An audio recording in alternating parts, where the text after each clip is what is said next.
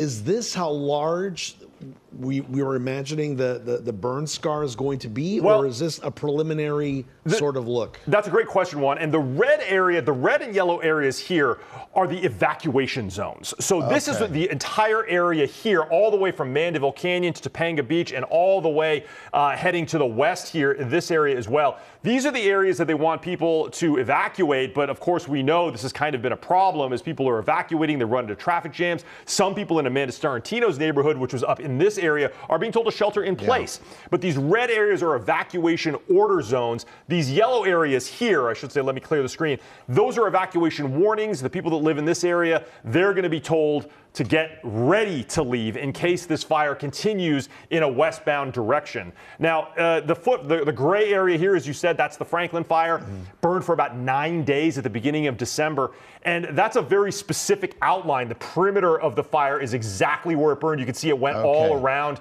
these homes, and then also Pepperdine University. I expect we're going to see a perimeter over at our fire. I'll zoom in to get it a little bit closer. Just based on the tactical information that we've been getting from our cameras, where our reporters have been, I bet this fire perimeter is going to look something like this because of how and where that fire has been burning with our cameras. So there is a very concerted effort to stop the fire here and here. Very good. All right. Thank you so much, Mark Liu from the desk. We are getting an update now also about the acreage. We've been talking about 200 plus. We are now hearing that it is at 300 acres that the Pacific Palisades fire has actually burned at this point. But, you know, we have to say, Juan, this morning when this started right around 11 o'clock, we first heard 20 acres. And then within about 20 minutes, it jumped to 200 acres. It was moving very fast. They have been able to slow down this fire. And that's certainly good news. We're still waiting on word of how many structures have actually burned in this fire. But so far, we have not been given an exact number. We did hear about one home that was burning, but that's all we've heard about. Yeah, it's a nice thing that we aren't seeing any homes burn at the moment. And just look at all this brush out there, Amy, in the Pacific Palisades area. A lot of brush out there that could still burn. And of course, the firefight is very intense right now.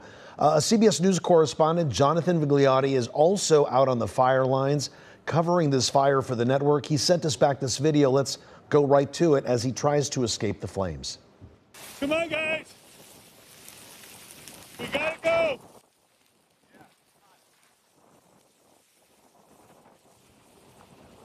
Come on, get in the fire.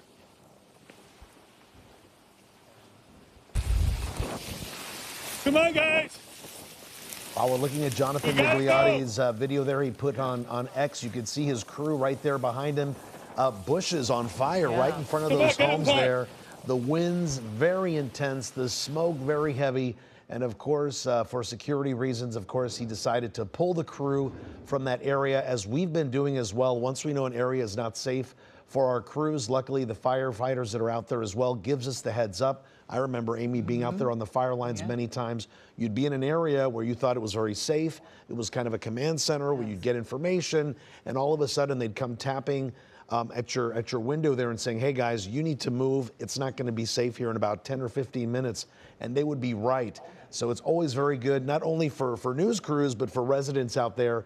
Trust the fire crews out there in the area. If they are asking you to please evacuate, in this case, to head towards the water, to please go ahead and do it. You can always assess the situation later, find out where to rendezvous with your family, find out where there may be a point of contact a little bit later, a place to maybe sit down, get some rest, have a drink, because things could change at a moment's notice. And right there on your screen, there on the right side of your screen, you can see that it's our camera pointing towards the LAX area. And I'm also curious whether or not flight operations out of LAX have been at all affected by this fire. So far, we haven't heard about it, Amy, but we're waiting for an update on that. Absolutely. We know that our own SkyCal has been prohibited from flying because of the president being in town, but certainly we have not heard about commercial planes flying in or landing at LAX. You know, you were talking about people needing to be prepared should they need to go, and we did show you a little earlier with our Elise Martinez, where people were literally told by firefighters to get out of their cars and walk to safety, just walk to the ocean, because she was saying that the fire had jumped over an apartment building. And I should clarify, it was actually law enforcement that was telling them to get out of their cars and to walk, because there was so much of a traffic jam. You know, this area of Palisades, you know, you've really got one main road in and one main road out. And so it was very difficult for people to get in and out of there once this fire really broke out and everyone's trying to leave. And it just can't handle that many cars on the road at the same time. There were buses going to schools. We talked to our Carter Evans, his children at Paul Revere Middle School. They were evacuated, but instead of having the parents come to pick up their kids, they put those kids on buses and were taking them to a safe area because they did not want the parents all clogging up the roadways there, because firefighters needed to get into the area and really get to the fire so that they could really start working on this fire. But again, 300 plus acres has been growing slowly. This fire again breaking out right around 11 o'clock this morning. And so we've been watching this, and really some panic times for folks out there. Indeed, and I just got the thumbs up just a moment ago from our Mike Rogers, and also our Jamie Yukas reached out to say that she went outside, took a quick look, and the planes are landing and taking off from LAX. So that's a good thing. And thank you, Jamie, and thank you, Mike, as he's setting up there on the desk to bring us the very latest information on this Palisades fire burning now since 11 a.m. Yes, and our Olga Ospina is here. And Olga, you were saying that this wind event that we are experiencing, and we are at the beginning of it, this is going to be the strongest wind event since 2011. It's amazing. Since 2011, 13, 14 years ago. So that is when we had those really strong winds out through the San Gabriel Valley. And with this one, we could be talking isolated gusts in the 80 to 100 miles per hour as we head into later tonight and still into Wednesday morning. So some of the more impacted areas could be places like the San Gabriel Mountains, the Santa Susana Mountains, the foothills of the San Gabriel, San Fernando Valleys. Those areas could see some of the more destructive wind gusts, but really anywhere, because we have those winds that are very widespread. I want to go back to my wind map to show you exactly what's happening really across Southern California. So right now we're seeing that fire that sparked in Pacific Palisades, but look at the winds. We are seeing extremely strong winds, pretty widespread. 56 mile per hour gusts in Simi Valley, 57 in Santa Clarita. If you travel through the I-5 corridor, extremely strong gusts. If you drive a high-profile vehicle, if you are traveling next to a high-profile vehicle, pay special attention, because a lot of these times we see those flipped over, tipped over big rigs on the roads, on the highways. So pay special attention to that. And we will continue with red flag warnings now extended into Thursday, and the fire weather watch still into Friday. So we still have several more days of this to go, but the peak of this event will be as we head into later tonight and still into Wednesday morning. So you can see that a lot of us are being impacted all the way into, if you are in the Inland Empire, we are seeing strong gusts, 45 mile per hour winds in Riverside. We are seeing gusts in the 40s up in the Antelope Valley, 46 in Lancaster, 43 in Palmdale.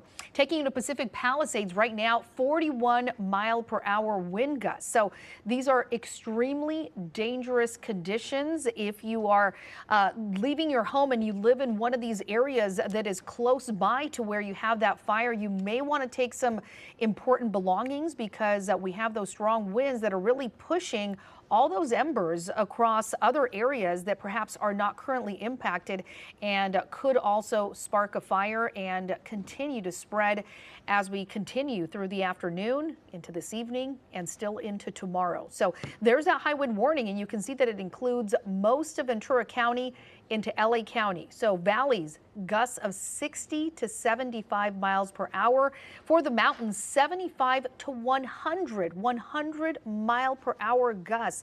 These are extremely dangerous conditions. We have seen downed trees, down power lines. The wind gusts continue very strong also for the Inland Empire out through Orange County. It's pretty rare that we see this so widespread. A lot of times we see it mostly through the mountains, through the valleys, but right now we are seeing this very strong wind event. And as you mentioned, yes, this is the strongest. The National Weather Service is telling us this is the strongest since 2011. So, and it's very widespread as well.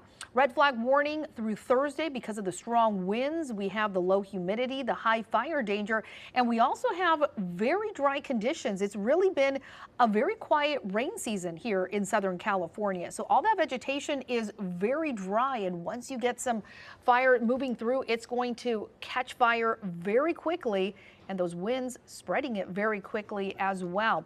We also have the fire weather watch that continues through Friday, so at least through the end of the week, we are going to continue to see that danger of the Santa Ana winds moving through.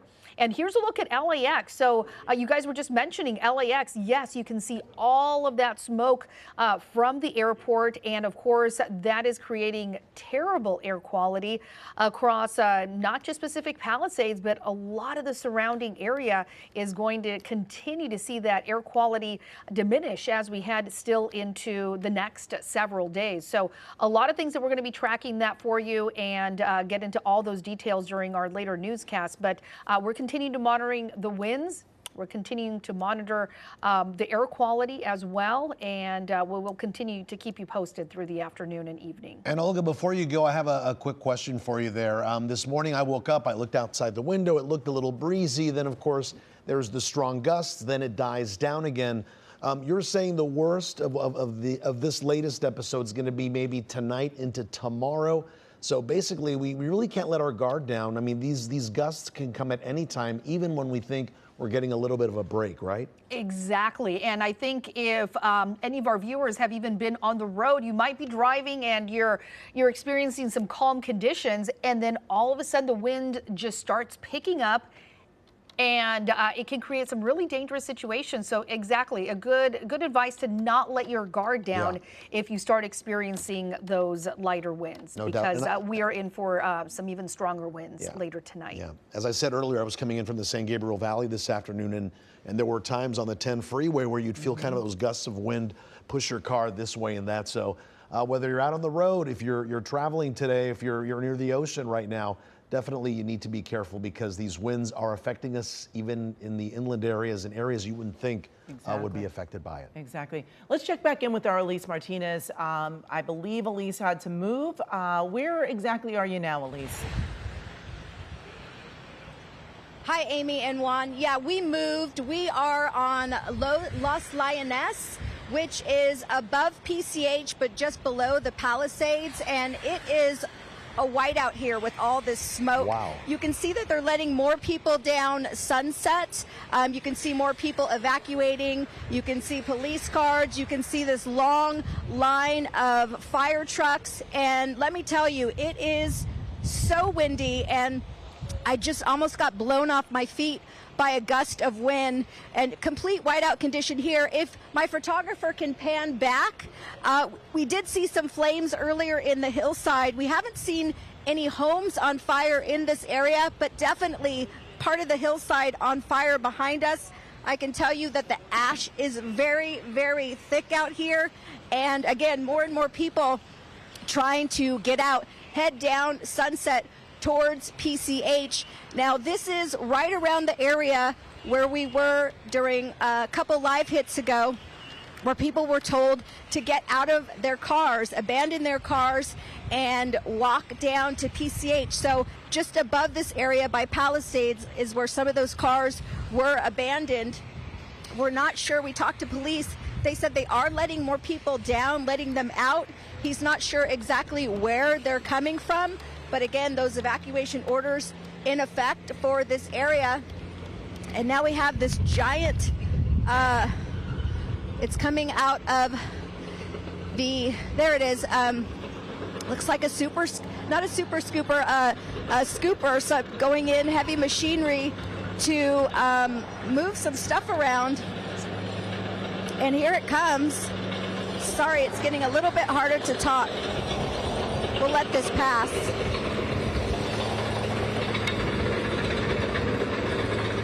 machinery there with LA County Fire Department.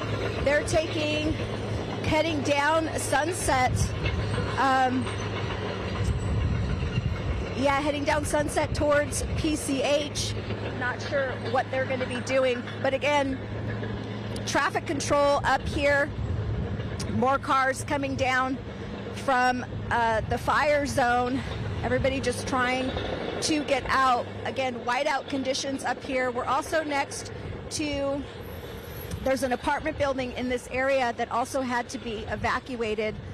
Police said that the apartment building appears to be okay, but the conditions here just absolutely incredible. I've covered a lot of fires in my lifetime, and this is one of the worst that I've seen. But again, another line of cars, just endless, coming down this road, whereas before they were blocked for a while. There was a big traffic jam. Now that is opened up and more people are coming down. We're getting another gust of wind. But again, that's the situation here. We are above PCH, below Palisades. Conditions, I would say, are deteriorating at this point. Huge gusts of wind coming, and just ash and smoke everywhere. But again, all right, we'll send it back to you. Yeah, and things are expected to get worse. You know, there's those sundowner winds. Those kind of pick up once the sun starts to set. And of course, as you mentioned, Elise, the conditions out there are getting worse and worse and ever expanding. The new numbers right there on our screen, 770 plus acres burning right now in the Pacific Palisades.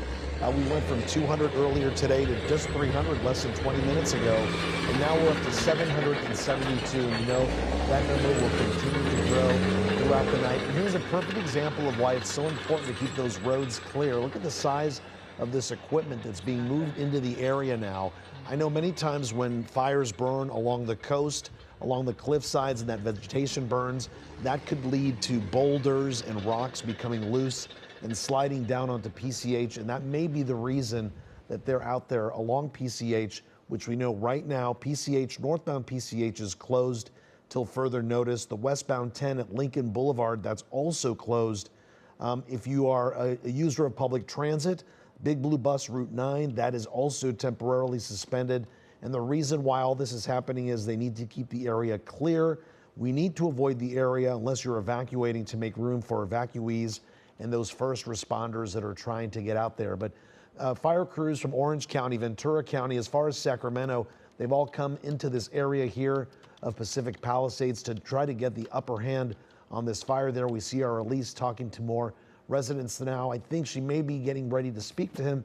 If we have a chance, let's maybe go ahead and listen in. Yeah, I think we're actually going to go to Mike Rogers first at the breaking news desk, and then we'll check back in with Elise. Mike? Yeah, I wanted to show you some brand new video that we just got into the newsroom. This is from one of those independent photographers down there. We're going to show that to you here in just a second while we talk about this. And then after that, I'm going to show you also, because now that we've got that plane, remember Mark was talking about that plane that will do the mapping at a much higher altitude. That's where we got that new 770 number as we look at those live pictures. Right side of your screen is that new video that we just got in. We're going to toss to Amanda Starrentino. You can see those flames getting dangerously close to her location. Amanda. There we go. Hey, yes, these flames are getting very close to where we are. Firefighters say we're still okay. You can see this is LA City Fire Engine 23 trying to do what they can as these flames are getting very, very, very close to these homes right here. They were expecting these flames to come. This is what was expected. The winds have definitely picked up just in the last 15 minutes, but wow, you can see those flames really go right now, and they are blowing in the same direction. Okay, there you go.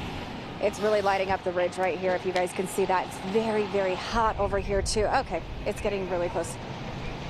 Okay, we're still told we're okay right here. We are told we're okay right here. So you're watching this happen. It's burning towards the ocean right now. And they were expecting this to go up. So this is what these crews that we've been showing you all afternoon have been waiting for to happen.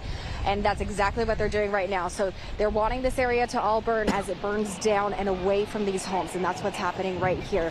I'm going to stand up a little bit so that we can see exactly what's going on here. This is in Calle Victoria, right off of Palisades Drive. a cul-de-sac here. The problem is a lot of these residents right here, they are stuck here right now, and this is what these crews have been doing, structure prevention, but to keep these people safe here, because a lot of cars are blocking the roads to get out right now. So definitely an evolving situation here up on Palisades Drive. We're at the very top of the ridge. It's going to start to get very, very smoky for this shot right here.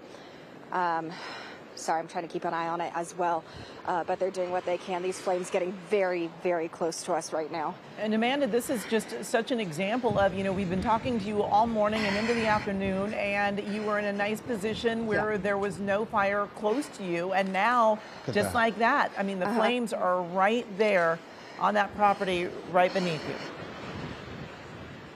I know you guys know what this feels like. It's the heat is coming right against you. The smoke is billowing towards us. I actually have a firefighter come over to me about 20 minutes ago to give me a fresh mask for my mouth, because he said, you just don't want this for your body. So they're trying to keep all of us safe over here. And you can see just how fast it's moving. I mean, we just a couple minutes ago, these flames were not here, and they're just moving right on past. I know the resident here was starting to get very, very concerned as she's watching these flames right next to her home right here, guys. It's just incredible watching this unfold, and in just minutes you can see just how quickly this fire, which Amanda was just telling us, Amy, they were expecting this to happen, that would move through this ridge there, but just how quickly things are moving. And luckily Amanda's getting the thumbs up. It's still safe to be there, but I don't know, Amanda. It's watching it here on the screen there. It is just incredible how once that smoke clears, just how much flames are just below. Exactly. Yes, we are still getting the okay to be here. Or else we would definitely move. Also, we would just move to a different area, but we can't completely clear out of this area at this point. But yeah, flames coming right up to these homes on Calle Victoria. But again, this was their plan. This is what these firefighters said was going to happen. And so they've been waiting for this to happen at this point. So they're just doing exactly what their plan was right here. I mean, you can see what they're doing, and it's getting really, really, really hot for you guys there. You can feel the heat. So a lot of the residents, they're going more into the cul-de-sac. That's where some of the fire trucks are. They're staying right there as close as they can to their homes. But we are keeping an eye on this. Also in this cul-de-sac, the people who, some other neighbors, that young man we talked to, Connor Jacobs, he's helping his family hose down their property, because they're worried about embers. That's what we've seen in so many of the other fires. Amy, when we covered the Ventura County fire a few months ago, that's what we saw happen when those embers go and catch on a roof or shingles. It can really change the situation for people's homes. So they're trying to just, since they have to be here, they're hosing down what they can to keep people safe. Sue, what are you thinking seeing these flames right here, right next to your home? Tim said to hold on. I'm holding, but I'm petrified. And my mom, she's 96. I don't know what to do. And she's inside right now, right? Yeah, you're able to go in the get kitchen. her? I got her. Okay, so Sue, this is the homeowner here. These flames came up. I saw your reaction completely change. And my heart is in my throat. But we're okay as long as the firefighters said there's a ambulance to take us out. But this is like right at my doorstep. So guys, I love you, but pray. Yeah. I'm praying, but God doesn't stop this wind. Yeah. Here they are. Okay. Should we leave? So firefighters are doing what they can here to keep an eye on this home, and they're moving quickly too to keep people safe. I mean, can you imagine what it's like to be living right here and be told you need to stay? I mean, we're being told the same thing too at this point. So we are staying close to what the firefighters are telling us to do to stay safe in this area. But you can see it is burning. It's doing what they wanted it to do, and it's burning down. And they were prepared for this fire to do this. If you look to the left, let's see. Okay, he's looking to the right now. So right now you can't really tell, but he is looking towards the ocean, and that's where a majority of the flames are, and a big part of this firefight right here in Pacific Palisades, down towards PCH and Sunset. But those flames getting very, very close. The heat, you can definitely feel it on your entire body right now. I can't imagine what those firefighters are dealing with.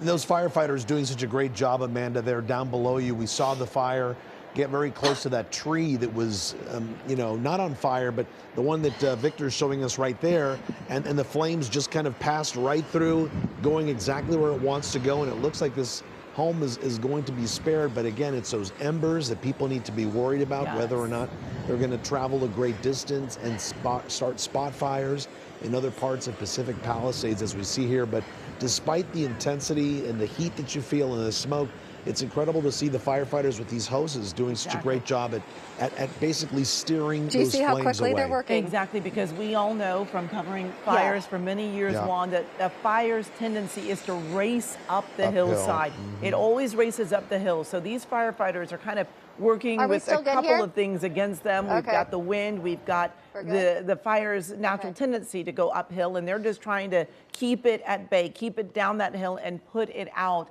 And we have seen this big change, I mean, just in the last 30 minutes or so when we checked in with Amanda, and the fire was so far in the distance, and now it is right there at the edge of this property. And these are folks that were told to evacuate, but unfortunately, because the roads were so clogged, they were then told to stay in place, to shelter in place, because they could not get out of the area, which is something that we saw how clogged up these roads could get when we were checking in with our Elise Martinez, where people were told to get out of their cars and walk because there was such a traffic jam.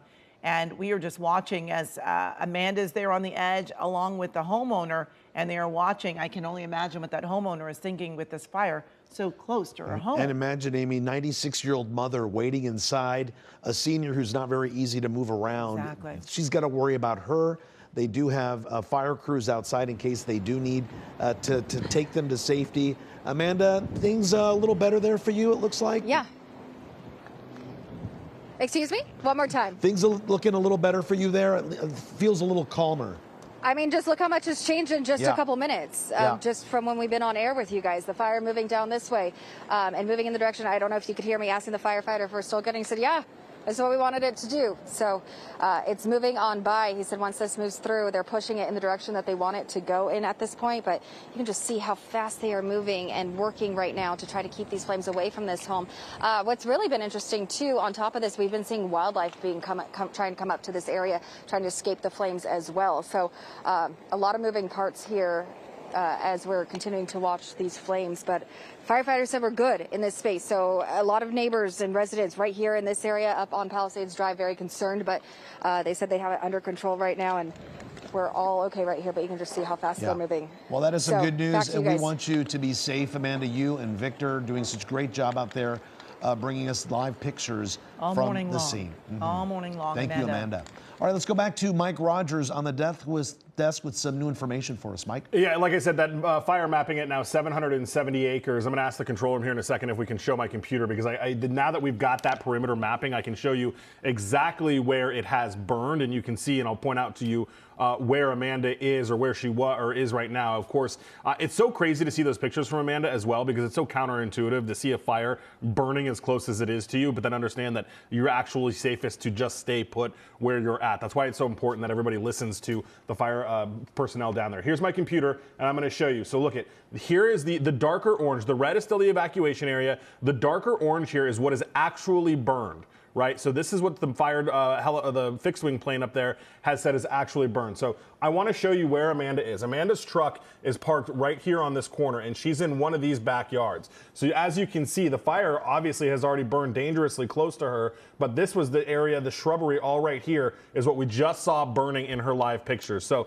you can see exactly where the fire has burned and where it is, and now we're seeing it better from this orange map here. And I want to show you one more area down here, because I also want to show you how far south it has gone and how close it has gotten and impacted homes. You can see on these right here, it's actually come through this neighborhood off of Lockman, Duende, Via Veneta, Shadow Mountain, via Anita, via Cresta, Las Lomas Avenue. Look at here. The fire path is mapping right on top of several homes right in this area. Of course, we won't know until you can get a good eye on them. Obviously, we can't do that without our helicopter right now, because not only the flight restrictions, but because of the winds. I've talked to our chief pilot today. It is simply just too windy to fly. You see, it comes all the way down here. And I want to point out, we've talked about this before, but look at all the spotting that's going on. You see these just spot fires that jump out instead of it, ahead of itself.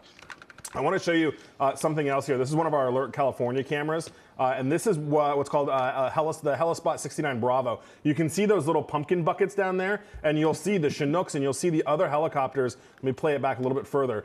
You'll see them come in and land right there and pick up that water. I'll show you one more map here. This is the heat map from NASA that we use, where you can see where the fire has been burning, and this is what we're talking about, this area where it's all been going on. I want to ask the booth, I don't know if we can get to the traffic computer really quick, so I can show you kind of those road closures that we've been talking about and dealing with. We'll see if we're able to pull that up. I know there's a lot going on in there. We're also waiting for a press conference to happen between the governor, the mayor, the fire department, all of that. So if we can get to the traffic maps, great. If not, I can talk about something else here. But just a lot of hectic kind of activity going on down there right now. This is a coordinated effort between LA City Fire, LA County Fire. I was just looking at the flight radar, and I can pull that up for you while we're waiting on the traffic computer. But there is also Orange County Fire has flown up helicopters from their area as well. So this is one of theirs. You got another tanker coming in here.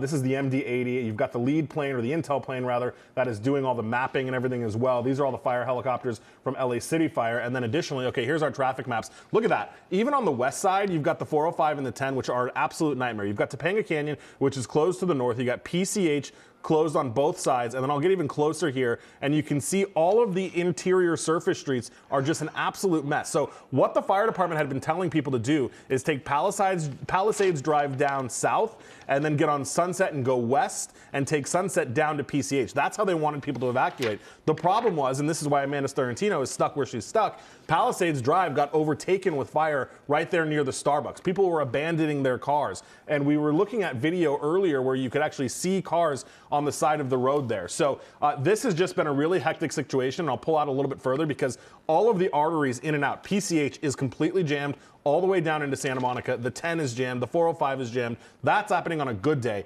Now we're adding a 770-acre fire into the mix as well. We want to toss to our Elise Martinez. She is out there on the fire line right now. Elise, you hear us? Lioness, and in the last 10 or 15 minutes, we've seen several spot fires erupt. We're pointing our camera now at one of the biggest ones that we're seeing. It's right on the corner of Sunset and Los Lioness, and I'm looking at a map, and it looks like it is either near or around the Shabbat Jewish Community Center in Pacific Palisades. You can see that bright flames just popping out to the side. All of a sudden it got very hectic. We saw a lot of first responders running to the scene.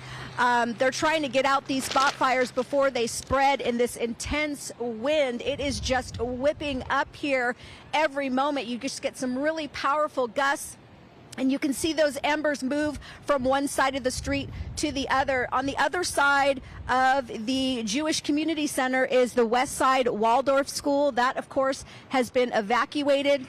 You can see those police taking off as well, but that fire just burning so quickly here.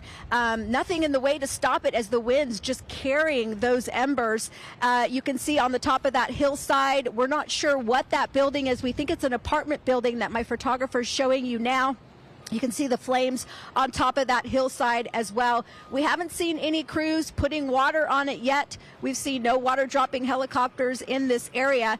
Now, across the street is Los Angeles Fire Department Station 23, and they were just busy putting a spot fire out on their own property. So again, just in this one intersection, we've got fires burning on both sides. Water's running down the street from all the water that they put on the fire that was burning at the fire station. Now up the street towards Palisades on Sunset, we were seeing a lot of cars coming down trying to evacuate. That has stopped. We haven't seen any cars in a bit. You can see those fire crews walking towards the fire. We did talk to a man who was walking down the street evacuating. He said that beyond the road up towards Palisade, there are a row of cars that have just been abandoned, and we were telling you that the fire was starting to jump the road, so those people were told to leave. So that is all happening in this area where we are. Again, heavy smoke, ashes, and now flames on the hillsides. So just a very intense situation here. Again, if my photographer pans up, you can see just how this smoke is moving southwest again. And it's also very, very hard to see. It's almost like a whiteout in some areas and then dark black smoke on the top. But again, now we're seeing those flames sort of dissipate, but there's still some flames on the hillside there, and they've moved the resources down, and you can see that they are going in down the street here to where that Jewish center is. My photographer's walking ahead of me as I try to catch her, but also you can just look at the trees and just see how intense this wind actually is. And you can see the smoke coming out. I'm trying to catch up with her. But again, just this one intersection, so much happening here. Yeah, Elise, we're seeing what your photographer is just capturing right now. It looks like some bushes catching fire there at the Chabad Center that you were telling us about. You know, we also got some new information. Elise, you were talking about those cars that were left abandoned. According to the county, about 30 cars were left abandoned right at Sunset and Palisades. Also, Jonathan Vigliotti with CBS News on his social media, he was saying it's closer to 100 cars. Wow. And that the county is going to be using that dozer that we saw earlier in your shot, Elise, the one that went by that was very loud. They're going to be using that dozer to remove those abandoned cars to provide clear access. Yes. So unbelievable. Yes, that, we're hearing that too. They're going to have to do that. Yep. The dozer went up that way, so that's what we are assuming as well. We haven't been really able to talk to anybody. I am caught up with my photographer now, and we are watching this hillside absolutely burn. It's hot, and I'm standing across the street. You can see there's a fire truck there. It looks like he's accessing the getting his hose ready and getting ready to start to put water on this. It is burning so quickly, just so hard to believe, and it's very, very hot. You can see all the white smoke coming up into the air. We believe this is the Jewish center. The fire also getting very, very close to those cars. Above it, there is some sort of giant complex. We don't know if it's an apartment building or not, but it's not close yet to that building, but it's quickly burning that hillside. And again, up the road from us, you know, dozens and dozens of cars just there. We're going to take a walk up there in just a bit to try to get some images of those cars and those cars being moved as well. But everywhere we turn, there's sort of a spot fire breaking out around us. Yeah. And, you know, it might sound counterintuitive on whether or not to leave your keys inside the car if you had to abandon it, but in situations like this, it is recommended that you do leave the keys inside the car. Firefighters will check the doors, make sure they can get in and move the car without having to use a dozer to remove it. Is that what you're saying, Mike? To do that with live trucks Yes. as well. When we're in a fire situation like this, leave the keys in the truck. Fire crew's got to move it, they can move it. Because the situation can change so drastically. Right. And at one point, you're sitting there, it seems safe, and in just minutes, the fire switches directions, and you know, you have to make a move for it. And a lot of times, if there's a lot of traffic, as there was this afternoon, I mean, just backed up cars, and they were being told, the people inside those cars, to get out and walk to the ocean. That was your safest route to get out of your car. And we're watching as this hillside is just going up in flames. All of this brush here burning right next to what Elise said was a Jewish center there. And, you know, Elise, we can certainly tell in this image, you know, sometimes these fires make it look like it's night because it is so dark. The smoke just really clouding the sunshine, and it's dark out there, and it can be really disconcerting to see this and to see this fire burning so close to this building. And regarding abandoning your cars at that time, right, Amy? Firefighters felt it was safer for them to walk, to continue walking, to keep moving, rather than to sit in traffic because of the unpredictability of this fire here. And you can see the fire here burning just alongside this Jewish center here. And it looks like firefighters are getting a good upper hand on this. They've got crews there, they've got hoses and water being poured onto it. And it looks like traffic now is, at least some cars are being allowed to go through the area here. We're going to keep watching your shot there, Elise, but we want to go back to Amanda Starrentino for one more update in the area that she's in. Amanda?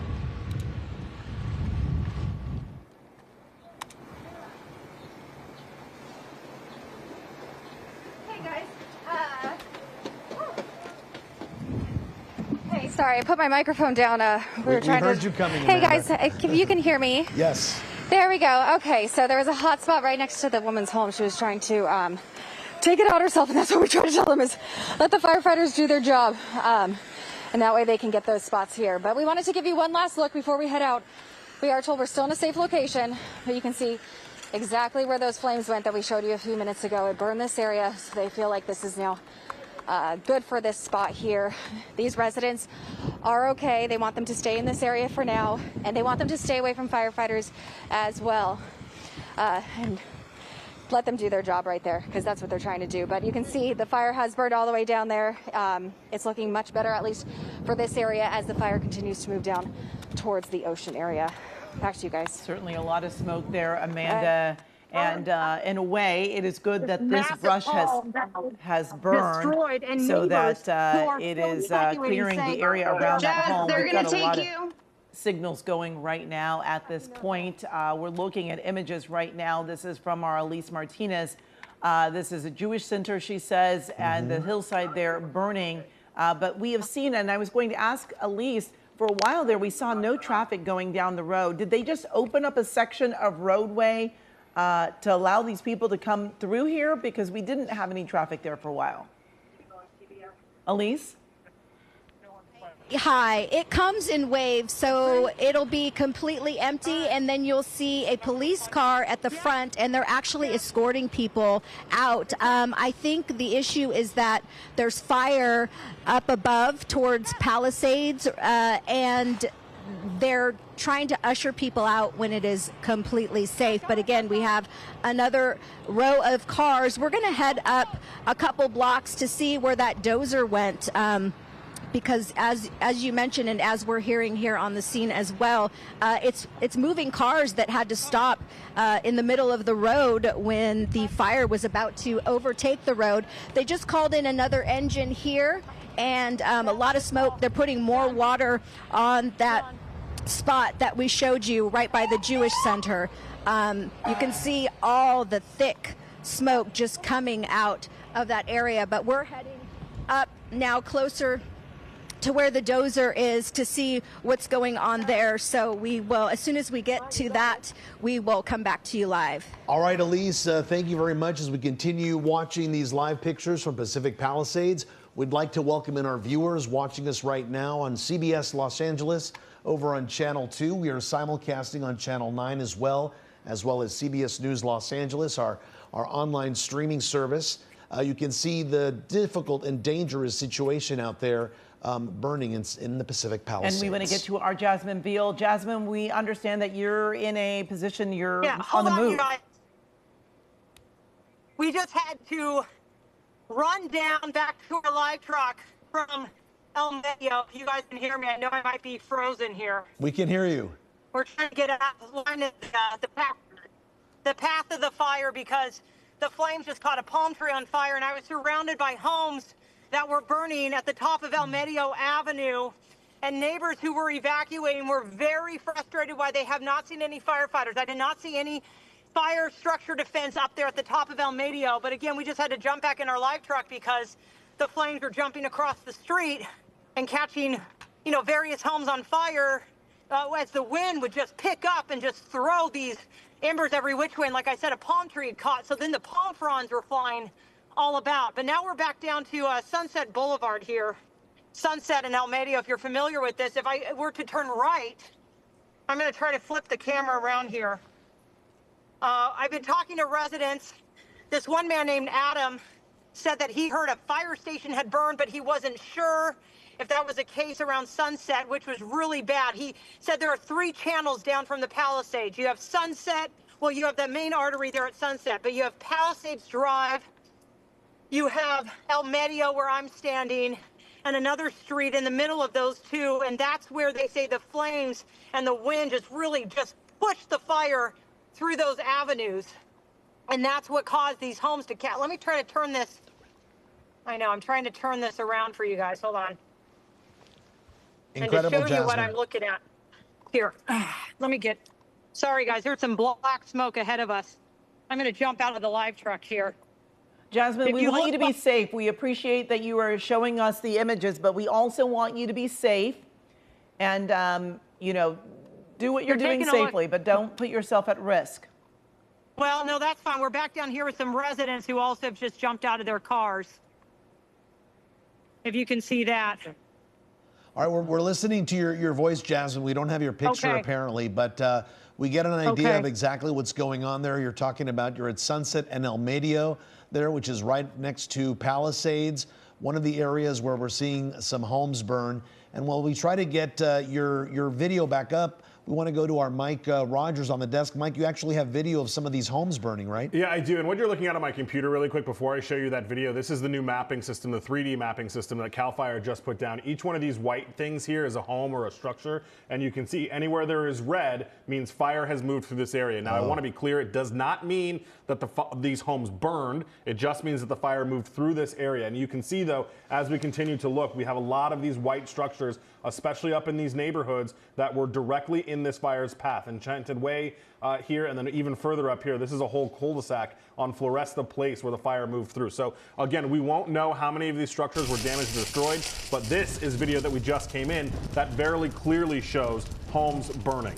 And you can see the intense flames and the intense fire. Almost for a second difficult to make out that there is a home that is on fire because of the intense heat that is coming out. This is what is happening home after home in the Pacific Palisades area because of the fire and because of the inability of the fire crews to really be everywhere at the same time. These homes are now going up, and as we've been telling you, they got cut off by Palisades Drive. Lots of people being told to shelter in place. Here's another home that is being significantly damaged, if not destroyed, and yet another home that you can see is totally involved in fire there. Hard to even make out until the wind shifts the smoke away what exactly is on fire there. And I know our Carter Evans in the area as well, CBS News correspondent, as we watch that home collapse. Carter, where are you? What are you seeing?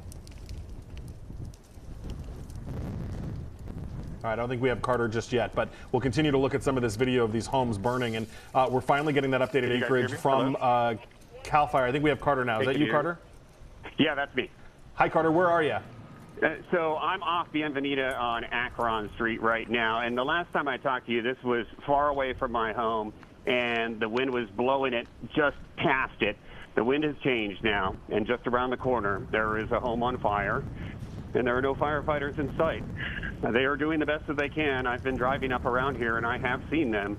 There are just not a whole lot of them. They're spread pretty thin right now, and there are homes burning, and there are some homes burning where there are no firefighters at all around there. I was driving up, you mentioned Via Floresta. I was driving up there. I ran into a firefighter, mutual aid from New Mexico. He was using a garden hose to put out the fire in the backyard, and he asked me for help because he couldn't get over the fence. And so I climbed over the fence, and he handed me the hose, and we managed to save that home. So that felt good. But you know, I'm here standing in my house right now watching this black smoke barrel towards me, and I'm thinking, wow, I can't believe this is happening to me. You know, I cover this stuff. I can't tell you how many of these fires that I've been to and how many homes that I've seen burn. But when it's happening in your neighborhood, what people say, it's really hard. It is really, really hard. And it's hard to see your neighbors' homes go up in flames. It's hard to see, you know, firefighters spread so thin that they can't do anything about it in some cases. And Carter, of course, you're wearing two hats now. You're a resident and also a reporter. Have you loaded up everything that you need to load up from your home? And I know earlier when we spoke with you, your kids were evacuated from their school in a safe place. But have you actually packed up anything? Yes, so I took a little bit of time and packed up some belongings, birth certificates, things like that. But, you know, it's really strange when you're in this situation and all of a sudden now you have to make these decisions on what to grab and what to take. It's hard. It is hard because you just don't know. And I look at everything in the closet and I'm thinking, really, you know, I just don't need that stuff. What are the critical things that I need to grab? My son called me from where he'd been evacuated to. He asked me to go get his cash box out of his room because he just had a birthday and all his birthday money's in there. So I got that. I got the dog. The dog is in the car. The car is in front of my house running right now, aimed down the street. I'm going to try and stay here as long as I can. I'm actually going to try and go flag firefighters in a second and let them know that it's made it this far down. It's also burning on Bienvenida on both sides of the road, close to St. Matthew's Parish there.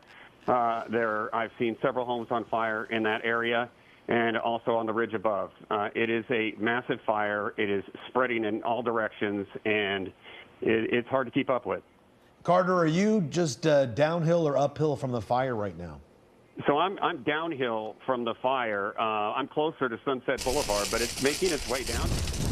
You know, I'm not far from Sunset. I'm about a quarter mile, and it's, you know, around the corner from my house right now. Yeah, we do know that fire burns a little slower as it heads downhill, so hopefully that gives some sort of time needed for fire crews to get in there. But you were saying that a lot of the neighbors in your area, they were just upset and said that they hadn't seen any fire crews. And as you were mentioning, it's just these crews are being run thin. We have assistance from Ventura County, Orange County, and still that's not enough. LAFD saying that there were 250 firefighters plus the other agencies out there. And again, this is a monster fire right now. 772 acres was the last count, but I'm guessing that has grown since then. And now we're getting into our newsroom here, pictures of homes burning, and quite a few of them burning right now. And the worst of the winds, Amy, are happening tonight into tomorrow. Yeah, this is, you know, just an unremarkable wind event, something that we have not seen since 2011, these strong winds. And today is really the lightest that they will be. It is going to get stronger tonight and into tomorrow. So we have a long way to go in this. And this firefight, you know, your neighbors were complaining, and we do know that there were extra resources in place. An extra 14 fire engines, we were told by LAFD, and as Juan mentioned, 250 firefighters, plus neighboring departments that have been helping.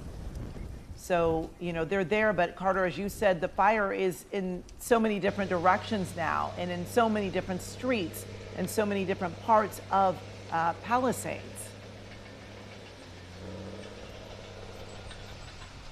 All right, I want to thank our Carter Evans reporting for us, giving us an idea of what's going on there. We want to go back to our Elise Martinez, who is bringing us live pictures and information from her area. Elise? Hi, and we just moved up towards Palisades. We're just about half a block from Palisades. We're still on Sunset, and we stopped and we saw this house on fire. And moments after we got here, we watched part of it just absolutely collapse. And it is completely engulfed. And two Huntington Beach Fire and Newport Beach Fire, they both stopped in here. We believe that they are going to start doing some structure protection for the other homes around this home. Now, as we were also driving up the street, we can see where the panic started and why they started evacuating people from their cars, because you could see where the flames had jumped Sunset, and one car actually was completely burned, just down to nothing. So we can see why people were told to get out of their cars. Just up past Palisades, we found that giant bulldozer that we showed you live. It doesn't seem to be moving any cars right now. Just beyond that, I believe, is where at least 30 to, we're hearing also 100 cars were abandoned, where people were told to get out. So we're trying to get to that location. But we did find the dozer. It is so far inactive. But again, you're looking live at a home that is just up in flames. Part of it collapsed to the right. You can see another massive plume of black smoke. So just absolutely incredible images here. A lot of cars now again coming down Sunset. It seems like they're letting them go in waves, getting down to safety, to PCH, to wherever they need to go. A lot of homes, you can imagine up here, people trying to get out and be safe as the fire crews go in. But again, we're on Sunset right by Palisades, and you can see one home at least that has burned here. And we haven't seen any air support in quite some time. So we're not sure what's happening with that. But again, just going up the road, you can see where the fire jumped Sunset to the other side of the street, and that was a cause for concern.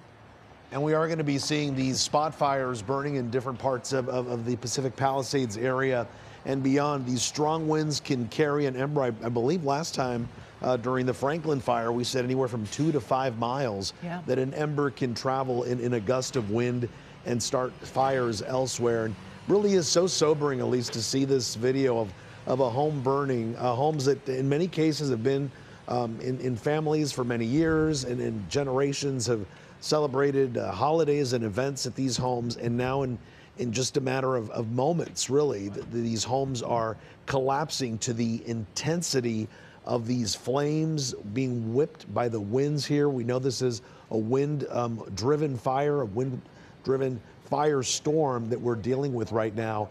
And again, things aren't going to be clearing up till a little bit later this week. So dangerous out there. And again, if you're moving out of the area, that's the best thing you can do right now. Hopefully, you've been able to make it out, unlike some people who are still waiting to get the orders from firefighters. Yeah, and this is, similar to what we saw with the mountain fire, how it started in Moore Park, and people in Camarillo were watching this fire thinking they were fine, and the wind shifted and that fire moved and burned so many homes in Camarillo. And unfortunately, this is a similar situation where the winds have shifted, and where people thought they were safe, as we saw with our own Amanda Starantino, there was no fire near her.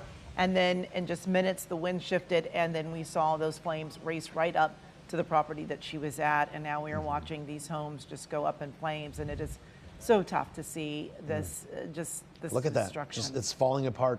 Well, we are waiting to hear from officials in just a little bit. They're going to be bringing us up-to-date information. Gavin Newsom, as you see here on the right side of your screen, he is getting an update from firefighters right there. He is in town. My assumption is he was here when President Biden arrived in town to head out towards the Joshua Tree area. So he right now is getting an update, and in just a short time, as our Mike Rogers was telling us, we're going to be hearing from him, city and fire officials on just what's going to happen, what is the latest, what the plan is from this moment on there. But a very serious situation here that continues to unfold, and again, changing by the minute. The acreage keeps going up. It just doesn't seem to let up, Amy. No, and we are joined here also by Mike Rogers, who has been doing a lot of digging, trying to get new information for us. Mike. Yeah, so what I'm listening to on the radio right now is there as we talked about this, we saw the dozer pass it in Elisa's shot. Yeah. They're actively using those dozers to move cars out of the way, which is unfortunate that they have to do that. It's a very hectic and chaotic situation, but what I'm listening to is they would rather be using the dozer to try and build containment lines for the fire. But they're not able to do that because right now they have to use the dozer to move the cars out of the way to get more people in there. Additionally, we're starting to hear some chatter of people calling 911 saying, I'm trapped in my home here. So I'm listening to the helicopters, the fixed wings kind of chat back and forth about that, about what neighborhoods they think are going to be next. There's a pocket of 5 homes that they think are going to be on fire within the next 30 minutes. So they're trying to get that area situated. I'm just going to check CAL FIRE again, still sitting at 772 acres as we talked about here. But it's really kind of the magnitude of all of this is really, kind of shocking in the way that this is so quickly developing. And as now we're looking at a shot live here of that home burning. So really a worst case scenario here where you had a situation where you had one road to get out of town or out of the neighborhood. There are about 30,000 people that live in that area, that section, that had to evacuate. And unfortunately, the west side is just a mess no matter what, no matter the time of day. And then you added a very critical and serious emergency into this as well, where they're trying to deal with that situation. And now, unfortunately, we have homes burning. And we don't have a number one about how many homes have burned. That's not their focus right now. I'm listening to the radio. 3 houses are burning right now, they're talking about. They're also saying life safety is their first priority. That will always be the case in these fires. They will always try to save lives before they protect structures and before really they try to put the fire out. So what they're doing right now is these people that are calling 911, you're looking at my map right here. This is the path of the fire that has moved. This is a great 3D map by CAL FIRE, and you can see. So this is Palisades Drive right here. This is the street that everybody was trying to use to be able to evacuate. And unfortunately, the one in the middle there, Mike? Right here, yeah. Okay. So, and then unfortunately what happened is just listening to some of the radio traffic, but as people were trying to evacuate, then you can see the fire right here, how it pushed in to this area. So then you had the fire that came up and pushed on both sides really against Palisades Drive. That is where you had all of those people evacuate and abandon their cars. So what the dozer is doing right now, which we're going to see if we can get some video for you, but what the dozer is doing is trying to come up Palisades Drive right here and push all of those cars out of the way so that they can get further up. Because remember, Amanda Starantino was up in this neighborhood. She was right off this street right here where Palisades Drive and Chastain Parkway connect. So there is a whole subdivision and a whole community up here that is trapped, that can't get out, and was told by the fire department that they need to shelter in place. So because their evacuation route was Palisades Drive down to here, and that's now not a road that they can access anymore because of the way the fire has burned. So the priority right now is to be able to get this roadway clear through here so they can get up and get to the folks that are up in that neighborhood. And then meanwhile, you've got the fire that has now burned almost to the ocean. When you look at the map right here, you see it came all the way through this subdivision as well on Tremano Drive, Revilio Drive, and you have, again, it pushed through some of these homes, some of these buildings that are down here. You get down to PCH, and these turn into almost apartment buildings, and you can see, excuse me, how close it is to Sunset. Now, I had also heard them talking about concerns about moving to the north. So they've got a lot going on right now. And I just want to point out again, Juan, we talk about spotting, and you can see every little kind of circle that you've got right here. And even, this section, all of this is spotting. Anything that is not connected is because the fire jumped out ahead of itself and connected with another piece of dry vegetation. As we've been talking about over and over again, there is no, there's not been rain, there's not been water, there's not been really anything. And I want to show you, I want to show you one other map here. We'll go back to the aircraft that are here fighting this. And we've got a lot. So the Super Scoopers are back right now. They've been coming in and out. And you can see, look at this pattern that you have up here. That's because we're getting to a situation where we've got, and I heard earlier in the day, somebody told Elise Martinez, I wish we had 50 Super Scoopers. And sure, that sounds great in theory, but you've got to be able to coordinate all of that. And so what we're looking at here with the Super Scoopers doing circles right here is essentially them waiting their turn. There are so many aircraft, and yeah, 770 acres is a lot, but in the grand scheme of things, you're trying to shove in here the 2 Super Scoopers that are very large planes. Then you've got 1-2 Chinooks. You've got 3 or 4 other fire helicopters that are down low. Plus, you've got these lead planes that are guiding in the fixed wing. You've got Orange County Firehawk that's up here as well that they brought in, and we'll look and see if we've got any. Yeah, so then these are the tankers they're landing up at Fox Field so they can pick up retardant. So you've got Tanker 1 and Tanker 41 that have been picking up, and then they fly down here as well. So yeah, we want everything we can get. Here's another tanker, the big one. We want everything that we can get, but it's a coordinated effort, and it's difficult to be able to make sure that you have to keep the people in the air safe, right? You have to make sure that you're not going to have collisions, you're not going to have people run into each other. Really quickly, I want to show you, and just bear with me here while I see if I can find it, because I did catch earlier, remember the C-130 that we talked about? Yeah. That CAL FIRE was so excited to have. I did catch that coming out of Sacramento earlier, and I'm just going to see if I can go up a little bit north. It may have landed for fuel somewhere, but it was on its way down. I caught it coming down over the Central Valley right there. So that's going to be a big asset as well. But again, it'll be a situation here where they got to make sure that they have, oh, here it is. It's almost here. So yeah, this is the new C-130, the Hercules, that is going to come in, and that's that four-wing aircraft, or 4-engine aircraft rather, that can handle a ton of water and be able to drop it on there. So we've got the resources from the air. They're trying to do their best, but when you have these winds, it's just difficult to try to keep an eye on it. And they're going to try to throw everything they can at it during the day, because remember, as soon as nightfall hits, we'll lose a lot of these. What we will keep, though, are these Chinooks that you see right here. And we will also keep all of LA City Fire's helicopters. All of LA City Fire helicopters can fly at night. The Orange County helicopter that is hanging out here, Copter 14, or 411 rather, from the Orange County Fire Authority, is also a night dropping helicopter. So we'll lose our big planes, we'll lose the Super Scoopers, we'll lose our retardant dropping fixed wing aircraft, but we'll be able to keep a significant amount of helicopters overnight, which of course is what everybody wants. As we continue to look, and now Juan, on the left side of your screen, that that home is just really starting to become nothing anymore, become rubble. Yeah, it's crumbling on itself. And I just checked, Mike. Sunset is at 4:53 p.m. tonight. So, once that happens, there's maybe another hour or so of daylight before things become very dark. Right. And also factor in all that heavy smoke that's out there. Not only do you have nightfall, that heavy smoke may cover any sort of moon that we may have over the horizon there that could possibly help residents and firefighters at least get a perspective of where things are. But that all is going to be coming into play. When the sun goes down. For reference, just so where everyone knows, the night dropping helicopters, those pilots have night vision goggles.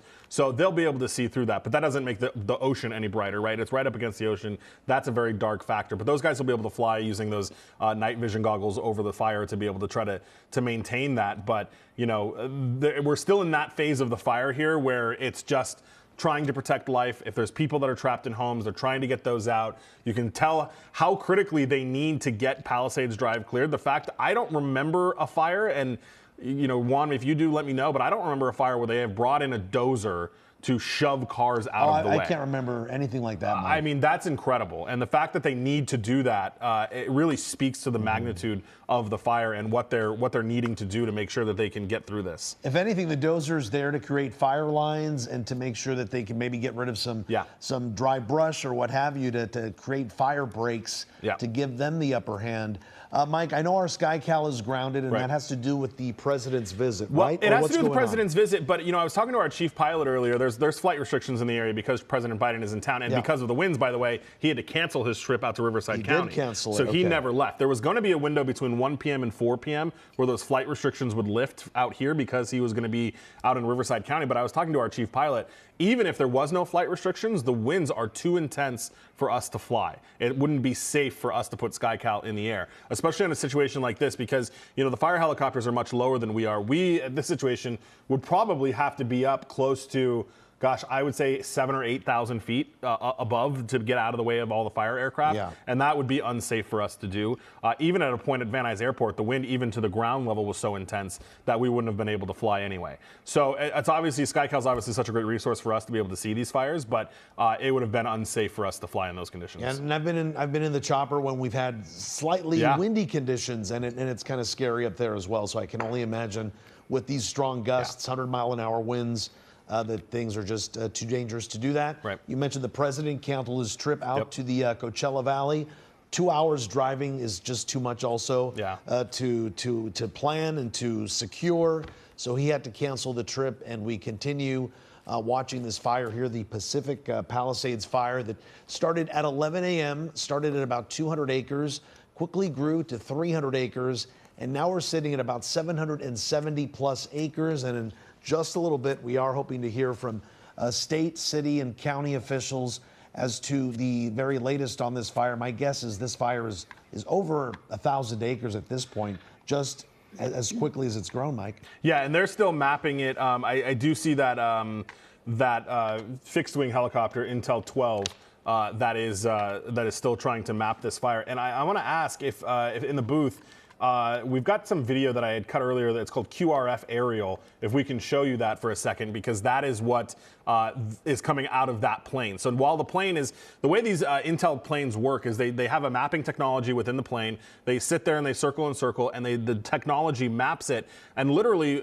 when the guy in the plane hits done, that's when we get the update. So these updates are very instant and in very real time. And in addition to the technology they have that allows them to map it and get the acreage, they're also recording on board. They've got a infrared camera up there and all kinds of things to be able to see this fire. So I'm hoping we can be able to pop that video up. Was that the video that was kind of black and whitish? Right. And Mike, you saw the green, earlier, the hair trigger in there as well. And that's that video that is coming from that fixed wing plane that is also a part of what's called the QRF, the Quick Reaction Force, that not only provides us the Chinooks, but provides us that aerial, recognizance of being able to map the acreage and get all that. I don't think we're going to be able to show you that video. Oh, there it is on the right side of the screen.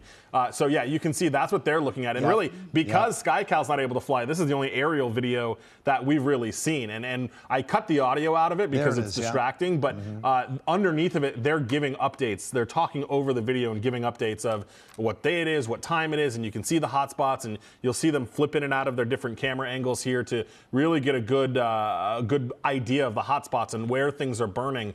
And that's what's coming from that fixed wing aircraft that is above. And you can see from this video just how incredible the spotting is on the fire and how it's pushing out, and how, I heard Paul talking about this earlier, but how the smoke is moving out to the side and not straight up, which, shows you kind of the way the wind is pushing this. And then you can see that's looking towards the ocean, towards the west, as it looks at the fire from the northeast portion of where the fire is burning. Then you can see they switch to the infrared, so you can actually see the hot spots in the flames as well. The good news is there's nowhere else for it to burn once it hits the Pacific Ocean there, but still, these minutes and these hours until this happens here, and until firefighters can get the upper hand here, of course, super tense. Earlier on the right side of your screen there, you can see this is Pacific Coast Highway traveling north towards the fire right there. And you can see just how large a plume of smoke this Palisades fire is creating. I was mentioning earlier, I was in the San Gabriel Valley late this morning, and on my way back into the San Fernando Valley, you could see this smoke clear as day from the 10 freeway. In fact, just from the driver's vantage point, you couldn't tell if it was downtown LA, if it was Westwood, if it was Santa Monica, or in this case, Pacific Palisades, where this fire was burning. So, this is going to be a fire, smoky conditions, bad air quality that a lot of us who live here are going to have to be dealing with for the next couple of days or so. And you were talking about that fire heading to the ocean, but unfortunately there are a lot of homes and a lot of businesses between the fire and the ocean right now that are all threatened. And you were also talking about that you've never heard of a dozer being pulled in to move cars. I don't remember 19 years of covering fires here of the authorities telling people to get out of their cars and get to the ocean. I don't remember ever hearing authorities tell people to get out of their cars. It's never been that bad, where the fire is just so unpredictable and the traffic jam so big that they think it's safer to get out of your car. And in this case, Mike, you were showing us that map where you see Palisades Drive. It's basically the only way out, right? It's one artery that all these homes and all these roads funnel into to get out of the area. So, a few hundred cars at a time, not a big deal, but when you have an entire neighborhood trying to evacuate, it got to the point where firefighters told people, get out of your car and keep walking towards the ocean, because at the moment it's the safest thing to do. But now, they need to get those cars out of the way, and hopefully they've been able to do that so they can get rescue crews in there, fire crews in there. This firefight's going to be going on all night into the early morning hours, just trying to get the upper hand. And we have to make sure that that these roads are clear. And even if you're not near this area, I believe if you're anywhere in the LA area where there are mountain roads, you need to keep the areas clear when we're under these fire watch conditions. Absolutely. And, when we were talking to Carter a little earlier, and you could hear, the concern and the stress and trying to get his house packed up, to get the items that you need. And I know we talk about this a lot, and unfortunately I learned from my own experience when there was a fire and I had to evacuate. And when it comes time and they're knocking on your door and they're telling you you need to leave, it is very stressful trying to decide what you should take. And so I always stress the importance of, if you can just load up your car and be ready, it is a lot easier to think about what you really need to grab when you've got a few minutes, as opposed to I've got to pack up and get out right now. And one bit of advice that someone gave me is grab your dirty clothes hamper. Those are the clothes that you wear. It's easy, you grab it and you go, because those are the things that you're wearing. Those are the clothes that you can, put back on your back. So we are showing people video here where people are walking, some running. This is when these folks just could not make it down the road and, just trying to get to a safe place, but just really unheard of.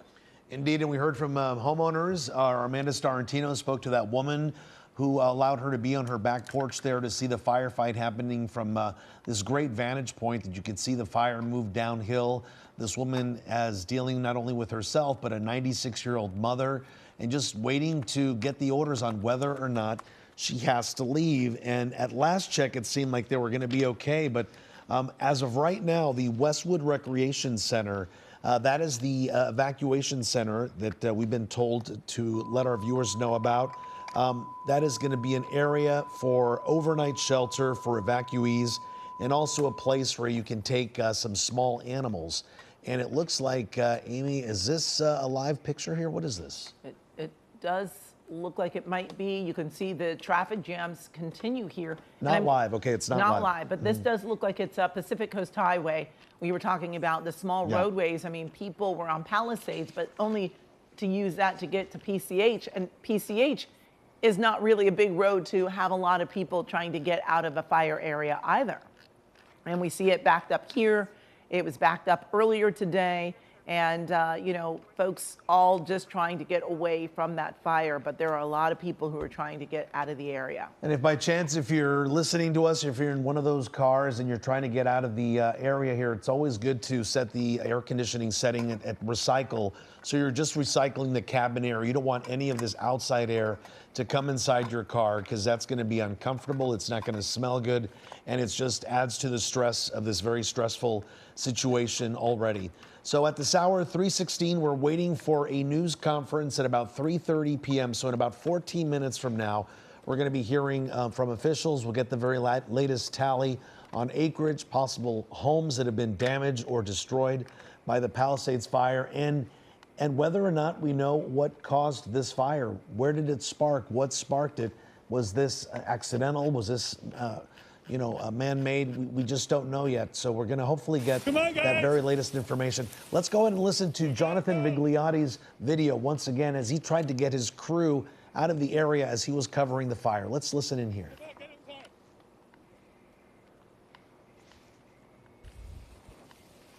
Come on, guys. You can hear him there say, "Come on, guys."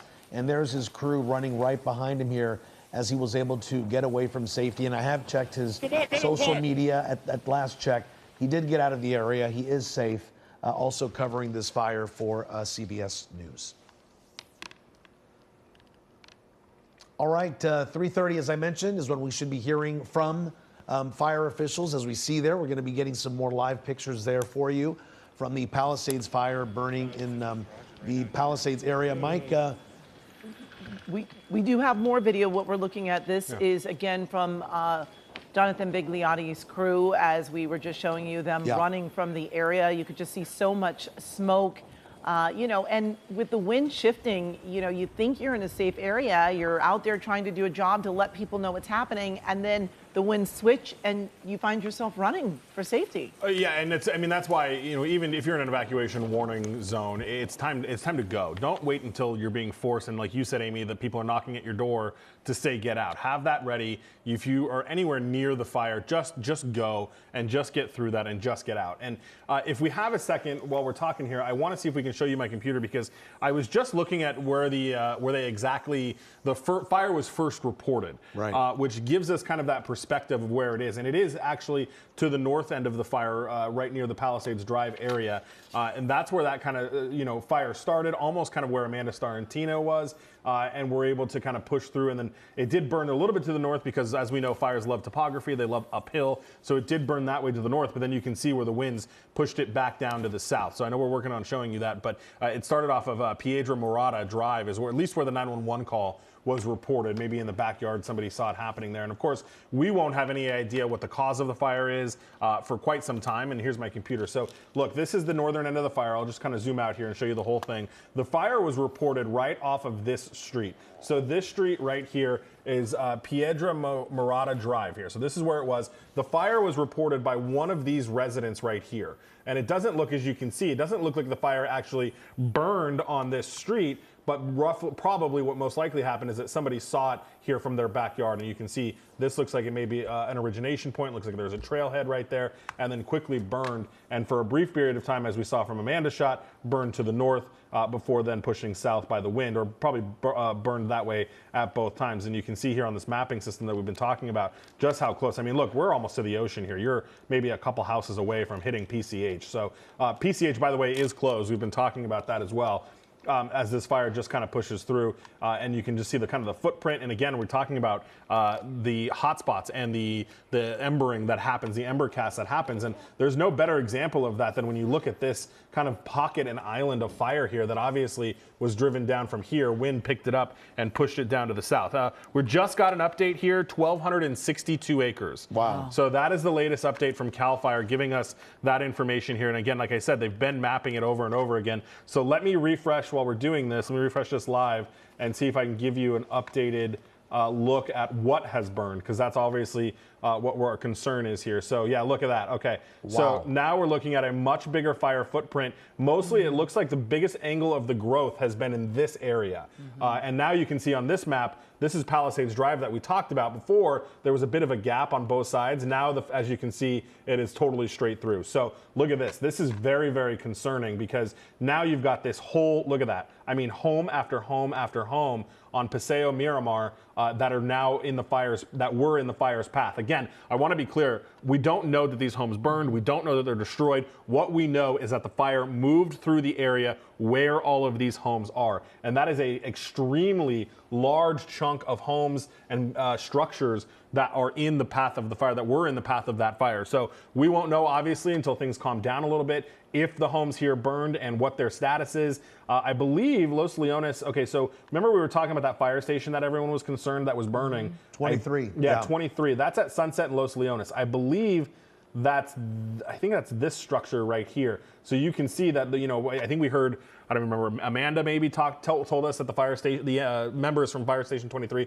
told us it went around it. And that's like, look, it came, I believe this is Fire Station 23, and you can see it barely didn't burn down their fire station. Exactly. It got very, very close to it. And so this mapping system really gives us an idea. And again, if you're watching this, I just want to call out some streets here, as we've been talking about. Quadro Vicino Drive, looks like they may have had some structures that were burned, some homes that were burned. Again, anywhere that is fire is an area that the mapping system has identified as where fire activity has been. And you can see all of these homes that are in this path, including up here. As we continue to wait for this press conference, I'm looking at a live feed from that. I do see the governor there standing there already, as well as some of the top-ranking fire officials, the PIO, Captain Eric Scott. But we'll continue to look here. Surfview Drive, as you can see, the homes burned through, or fire came through here and burned some of those homes. These are the evacuation warnings, again, by the way, all the way over here now into the city of Malibu. Topanga Canyon Boulevard is right here. And it's crazy. And I know we talked about this earlier. I mean, how close this fire footprint is to the Franklin fire. I mean, the Franklin fire was up in this area. So this is, these people here in the middle, this is probably the second time in a matter of, a month, 2 months, that they've now been under an evacuation area. I hear that our Elise Martinez is back live with us. Elise, where are you and what are you seeing right now?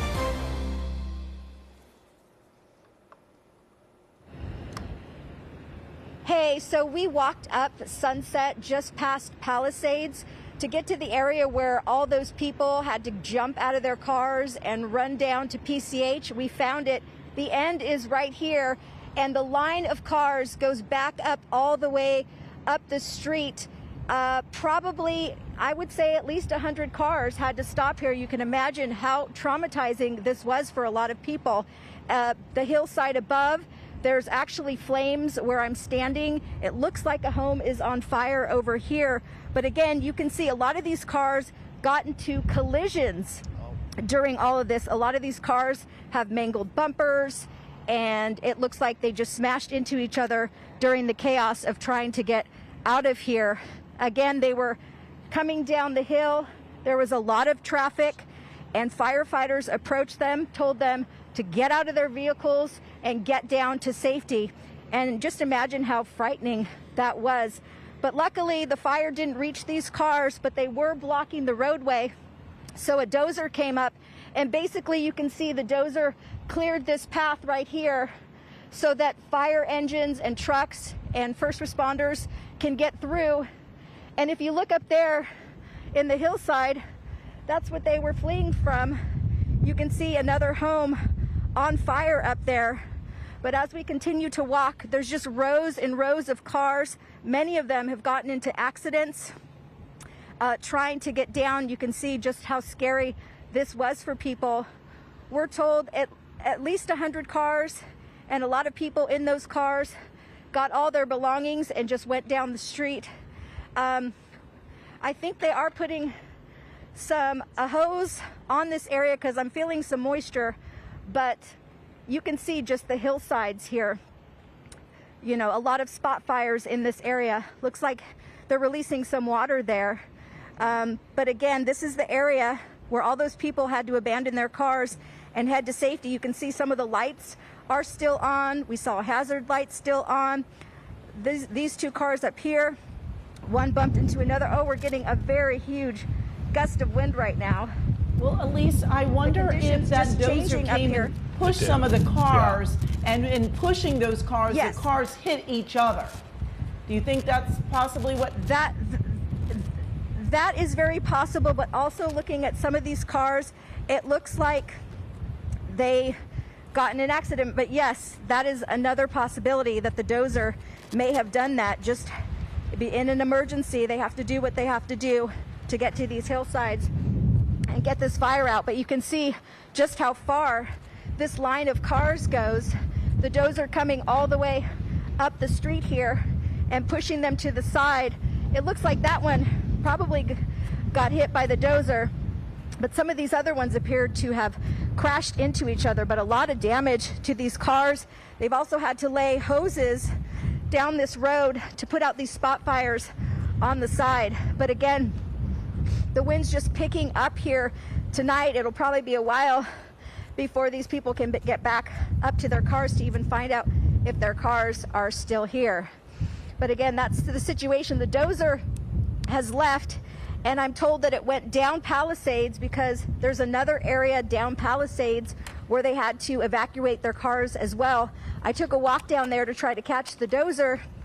It wasn't there yet, but I could see that there were cars on sidewalks all the way down parts of Palisades by that shopping center. So it looked like a similar scenario unfolded there. But we are showing you the hillsides. You can see the active fire there in that one home, and then the wind's just picking up and carrying those embers. Carrying those embers. Had to readjust my mask here. Well, very, very smoky. Yeah. Go ahead. No, I was just thinking, imagining for all those people that were in those cars, Elise, and trying to get away from that fire and being told, just get out of your car, leave your car right here, run, get to the ocean. Just what a frightening ordeal that must have been for those people. Indeed, and there are certain spots there, Elise, and you're absolutely right. It does look like somebody rear-ended another car as well. There was a blue car that I was looking at as you were giving us the walkthrough, where it does look perhaps that maybe in all that chaos and pressure. And now imagine having to deal, once this is all over, with your insurance company, trying to explain what happened here. Will your insurance be covering this? Already we know homeowners insurances are being canceled all over the state because of our risk of fire. Even my own homeowner's insurance, I'm not in a fire prone area, that was canceled. I had to find another insurer. So quite a lot that people have to deal with right now. You can see a firefighter there just dousing the sides of the roads there, hoping that all embers are out at this time. They don't want any of these fires to reignite at this time. Just imagine all those cars just lined up if the fire were to come through here again. So hopefully that's not the case.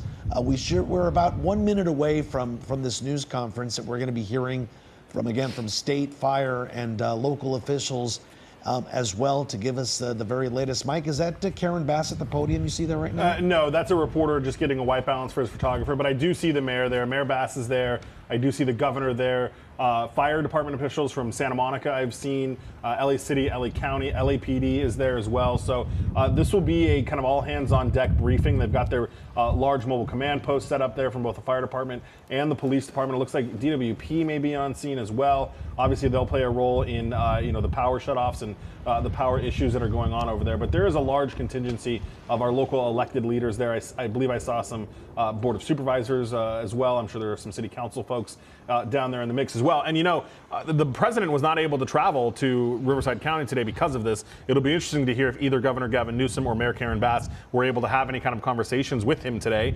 Certainly we will need to declare a state of an emergency to get some federal funding to help pay back all of what it is to cost to fight this fire and to help residents and all of that and the like. So we'll be interested to see if they were able to have a conversation with him about that while he's in town. And it looks like we're starting to see a lot of people milling about towards the podium. I see the governor starting to get a little bit closer as well. So I would assume that this press conference will be starting pretty shortly here. There is a large contingency of local officials, local elected leaders, as well as the fire chiefs. I'm sure we'll hear from both LA County and LA City. They are in a unified command, not only with LA City, but LA County. Beverly Hills is here, Santa Monica is here, Culver City is here, Orange County is here from the air. We heard, I can't remember, somebody said that they ran into a firefighter from New Mexico that was here. There on the right side of your screen is the podium that we are awaiting for that press conference to begin.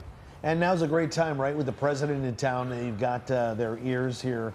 We're going to be obviously in need of extra resources, financial ones as well, just to deal with this firefight there. We've had resources come from as far as Sacramento, Orange County, Ventura County, all to help in this firefight that is going to continue. And this is just the beginning of this fire wind event that we're dealing with right now. It's called the Palisades Fire. Started at 11 a.m. today, as Mike was telling us, right off Palisades Road there.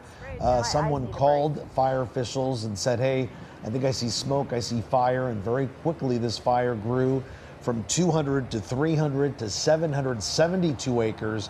And at last count, we're at 1,262 acres and counting. And people just wondering what they're going to be doing next. Evacuation orders are still in effect for many areas. Mike, in that earlier map that you showed us, it was like that purplish gray color. Yeah. That's the evacuation. Is it orders? Is it suggestions? What is it? If we can pop that up, I can show it to you. It's the yellow is the evacuation warnings. It's just basically an evacuation warning. They still think you should leave. They still think you should get out in an evacuation warning.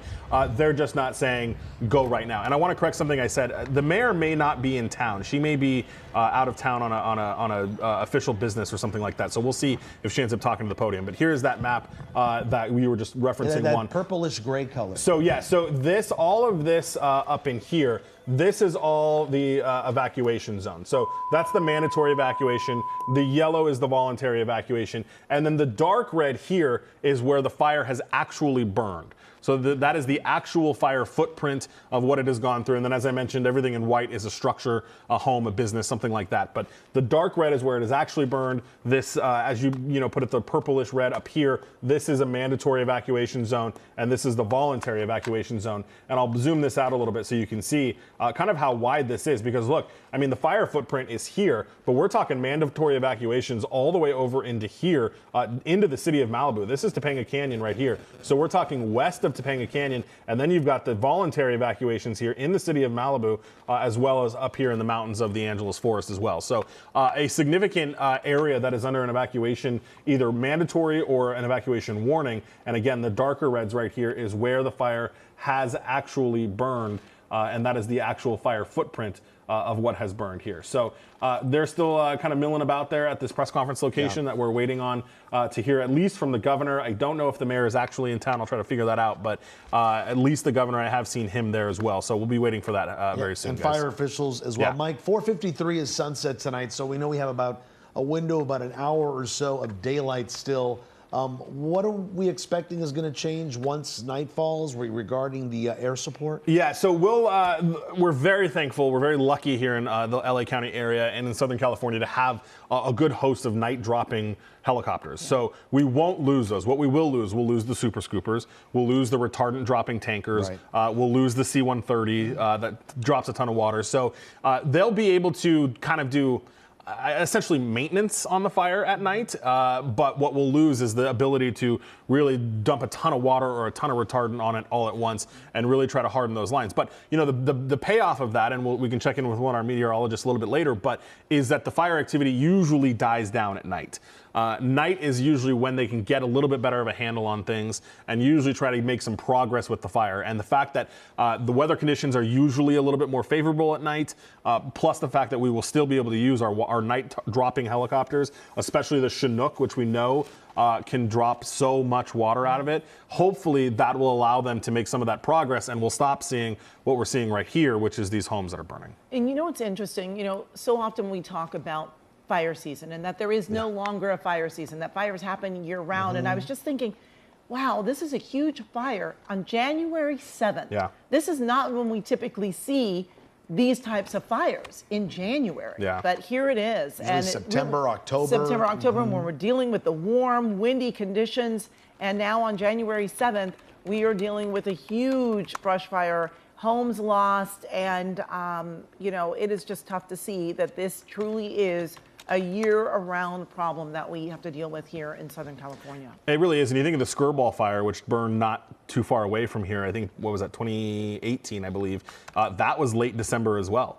And that was in another year, I believe, when we were having, you know, not a lot of precipitation. It hasn't rained, I mean, hardly at all this year. Everything is so dry. So we're still in that point where we don't even have any kind of base to wet the ground. It's still all of that, you know, dry vegetation and dry brush, and especially in that area. And that just takes off so quickly. And we've talked before, you know, I believe with the San Bernardino fire, we noticed it specifically, but defensible space or lack thereof, and, you know, people's homes just right in the path. And you see there on the right side of your screen, that's video from earlier, and that just looks like regular people trying to direct traffic. I mean, we can't underscore how significant the traffic nightmare was for people trying to get out, so much so that these people took it into their own hands. Fire department, the police department, they said that they were trying to do, you know, kind of specific guidance for people, you know, southbound on Palisades, westbound on Sunset, southbound on PCH, and that didn't work very well, really, and especially when you got to the point where then the Palisades Drive was overtaken by fire and people had to abandon those cars. So it just was not a good situation. The police chief, Jim McDonnell, is right there. I'm sure we'll hear from him at the press conference as well, as these officials are just kind of getting their ducks in a row here, but it looks like they're starting to walk up to the podium now. And Mike, this is the first time today that we're going to be hearing from them officially regarding the Palisades fire. We're seeing them. Look at that. Did you see the seal blow off the podium there in a gust of wind? Yeah. It happened that quickly. So let's go ahead and see if we can listen in. I believe they're going to start the latest update right now. Go ahead. Putting the seal back. Just a gust of wind blew it off. Yeah.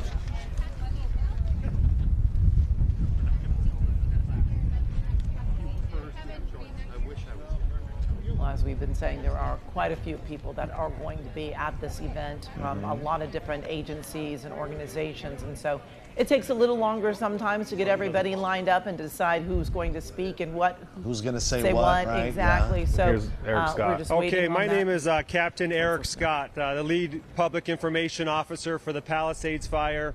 On behalf of everyone behind me, thank you for being here. Thank you for educating the public through your message. So this is all for the Palisades Fire, which is approximately 1,200 acres. And to go into all the specifics, we have a list of 8 individuals that will speak for you today. After those 8 individuals, we'll have Spanish, and then we'll have follow-up questions. After that, we'll have one-on-one interviews and let you know when the next press conference will be. So we ask at this time, please silence your cell phones, turn down your radios, keep your sidebar conversations off to the side. But to begin with, we'd like to call up the fire chief of the Los Angeles City Fire Department, Kristen Crowley.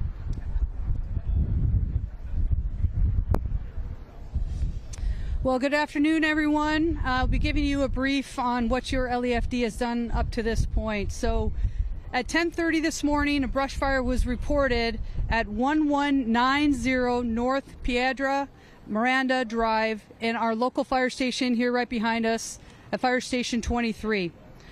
Los Angeles is currently experiencing an extreme fire weather condition with red flag alert. At the time of the fire, the relative humidity was 12 and the winds were approximately 25 miles an hour with gusts up to 50 miles per hour. Based on the red flag weather, your LEFD pre-deployed additional resources, made public awareness notifications, and issued parking restrictions in high hazard fire areas to ensure that the means of access and egress of our local fire stations and apparatus could move up and in around the area. First LEFD resources reported initially a 10-acre fire with 40-mile-per-hour winds and alignment heading towards the west or towards the ocean. The LEFD then requested all resources, including strike teams and aircraft from assisting agencies. We then went into an aggressive attack and focused our efforts on fire life safety operations, beginning with evacuations. Currently, the fire is at 1,261 acres and growing based on aerial reconnaissance. The fire is being fueled by a combination of strong winds and surrounding topography, which is making it extremely challenging for our personnel that are assigned to this incident. We currently have over 250 LEFD firefighters on scene, including 46 engines, 3 trucks, 5 helicopters, 4 brush patrols, 2 water tenders, 6 paramedic ambulances, 1 fast response vehicle, 1 advanced nurse practitioner unit, 2 bulldozers, 10 chief officers, fire investigators, and safety officers. Additionally, we are so grateful for the hundreds of law enforcement officers, partner agencies, first responders, and public work members that are engaged actively in this operation.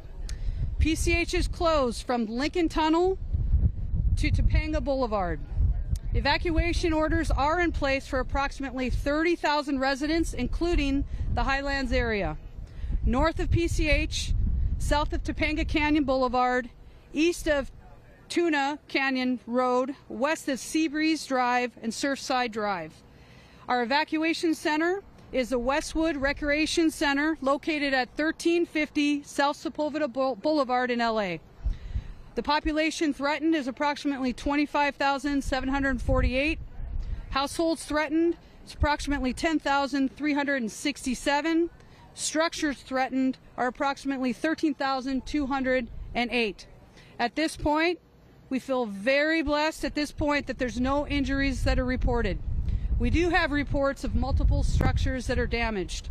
Since the beginning of this fire, I've been in constant communication with Mayor Bass, as well as other city leadership, who's working very, very closely. As you can see, this entire entity behind me, we're working seamlessly and closely to ensure that we are protecting lives and property first.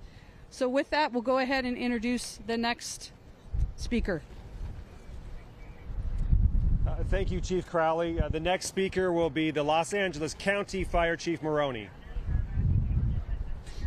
So good afternoon.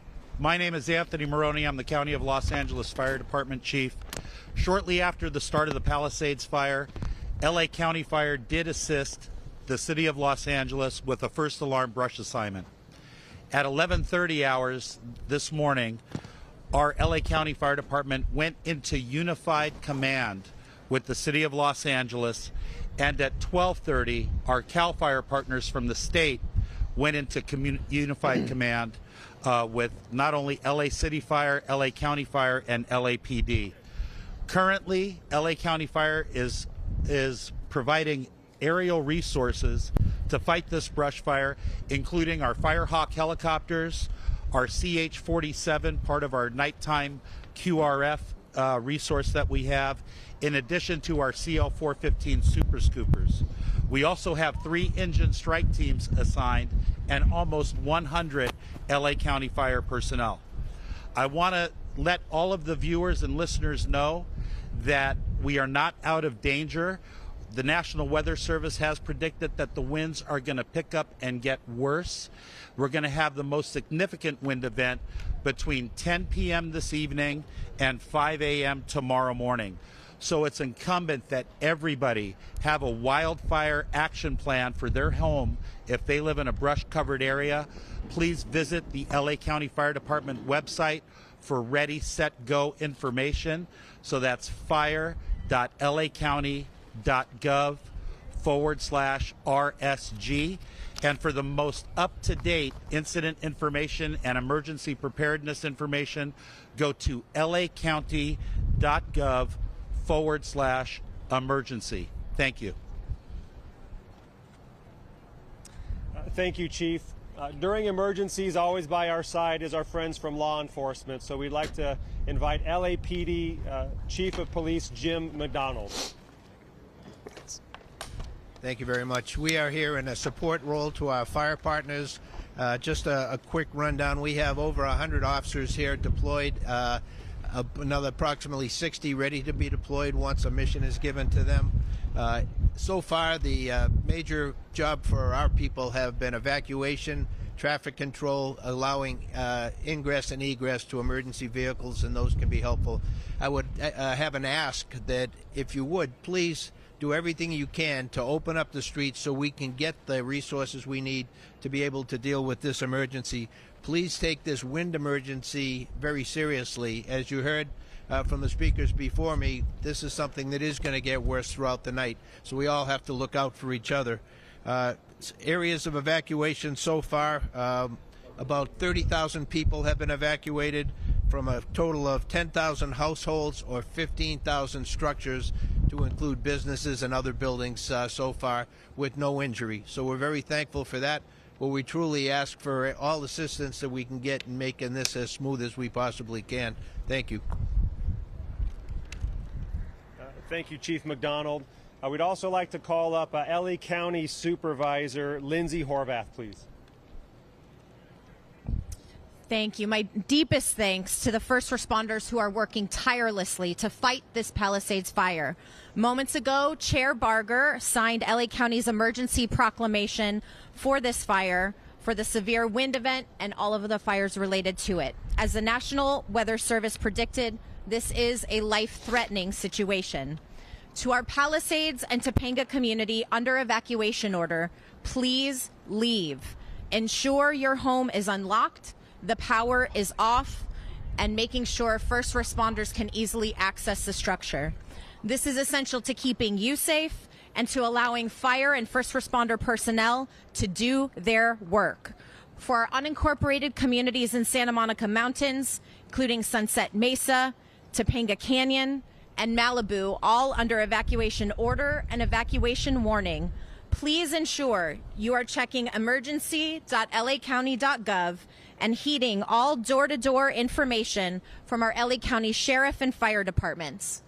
Thanks to our partners at the Topanga Coalition for Emergency Preparedness, who work year-round to practice evacuation drills and emergency preparedness, and they're working tirelessly right now to ensure information is shared across Topanga. For those with livestock, the evacuation location is Pierce College. For those needing small animal evacuation location, the Agora Animal Shelter is available to you. Thank you to Governor Newsom for your quick support and coordination. Thanks to Mayor Bass, to Councilmember Park, and all of the council members in the city, and all of our partners, city, county, and state, unified and working together to keep people safe and address this fire. The county and city of Los Angeles have a lot of experience in unified command. This emergency is no different. We're dedicating every resource we can to urgently contain this fire. I want to extend my gratitude to the Los Angeles County Fire Department, the Sheriff's Department, the Office of Emergency Management, and all of our county partners. I know LAUSD officials also wanted to be with us, but given the conditions, that was challenging. A few school updates. Topanga Elementary at Woodland Hills Academy will be relocated all week. Palisades and Marquez Elementaries will be relocated at Brentwood, science magnet for tomorrow. Paul Revere Middle School will be relocated at University High tomorrow. Pali High School is not in session this entire week, and Canyon Elementary will be relocated at a location to be determined. To those affected by the Palisades fire, I know today is terrifying and it is painful. Please know that you are not alone. The County of Los Angeles and all of our partners are here together to stand with you and be in support of you.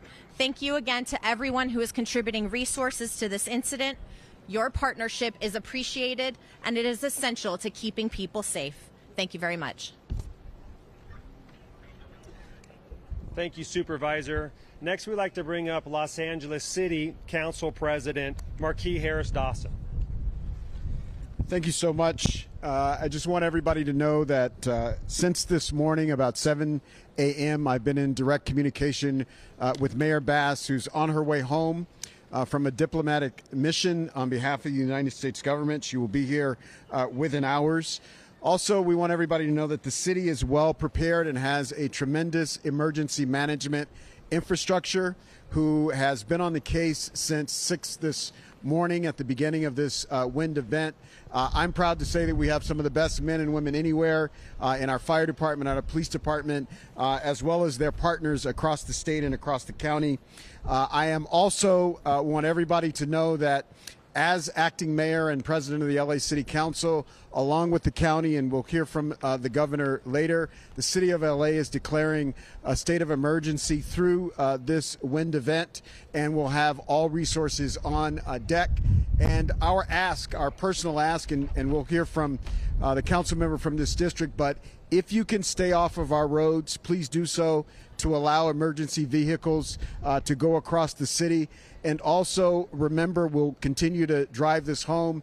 The worst and most severe part of this wind event is yet to come. So if you're around the city and you have been spared, be thankful, but also be on guard. Bring your lawn furniture in.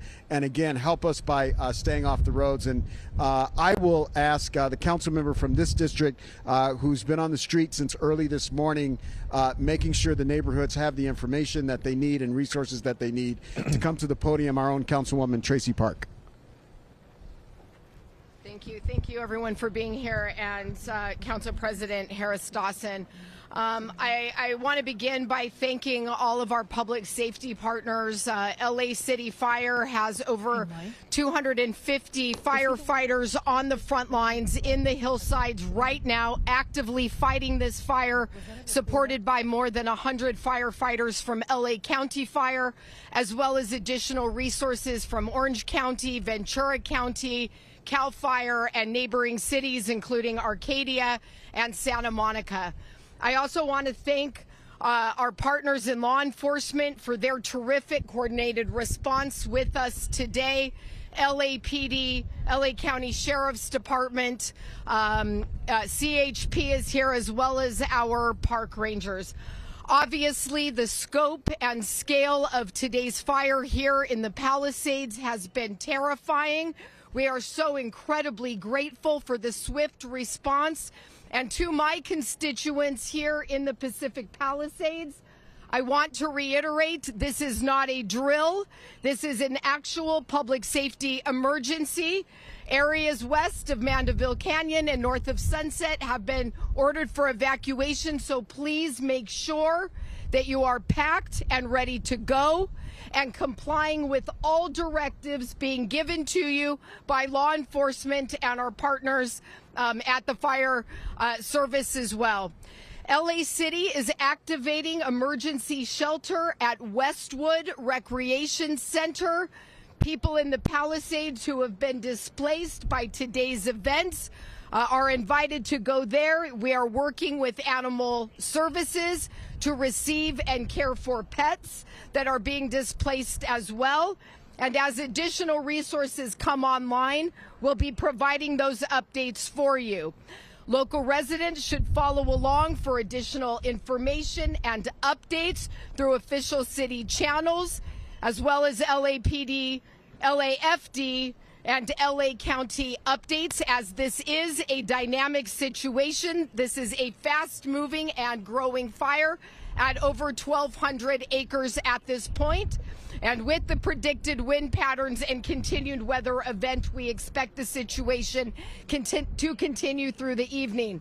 It may take our partners at Fire a couple of days to get the situation under control. It may be some time until people are allowed to return to their homes and residences.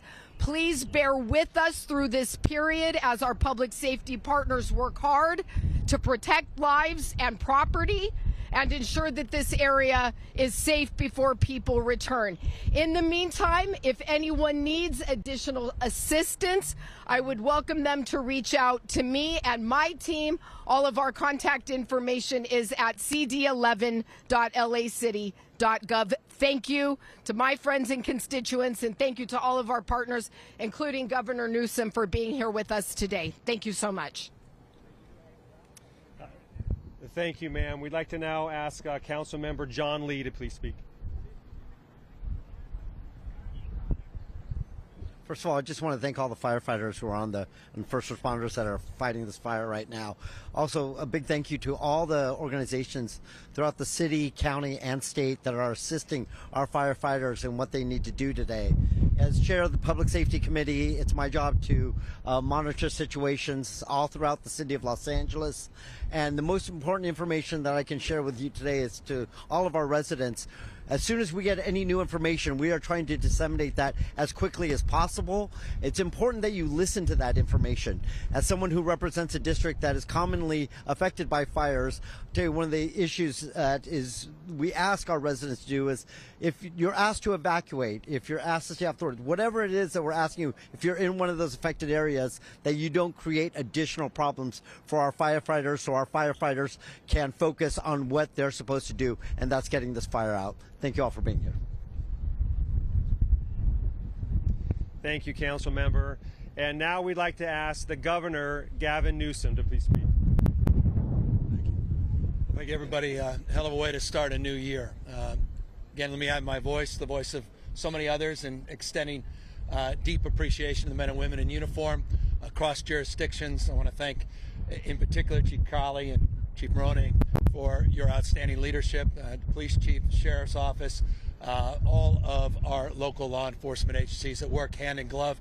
There is simply no better mutual aid system anywhere in the United States of America, and you're seeing it now at scale once again here in Southern California. I say once again because we were here not too long ago, the Franklin fire, a few weeks prior to that, the Mountain fire, November, December, now January. There's no fire season, it's fire year, it's year round. And it's incredibly important that we heed the warnings, the calls, that we're not out of the woods by any stretch of the imagination. You may feel at home that you're fine down in Riverside County, San Bernardino County, down in Ventura County, other parts of the state, but there's a reason we pre-positioned hundreds of assets and personnel on Sunday in anticipation of this wind event. 110 engines specifically were sent down, 45 by CAL FIRE, 65 through our mutual aid system, through the Office of Emergency Services, water tenders down here, 7 new helicopters we brought from Northern California down to Southern California. We just brought our C-130 down from Northern California and already just had its first drop. By no stretch of the imagination are we out of the woods. You heard Chief say 10 p.m. tonight till 5 a.m. tomorrow will be peak winds.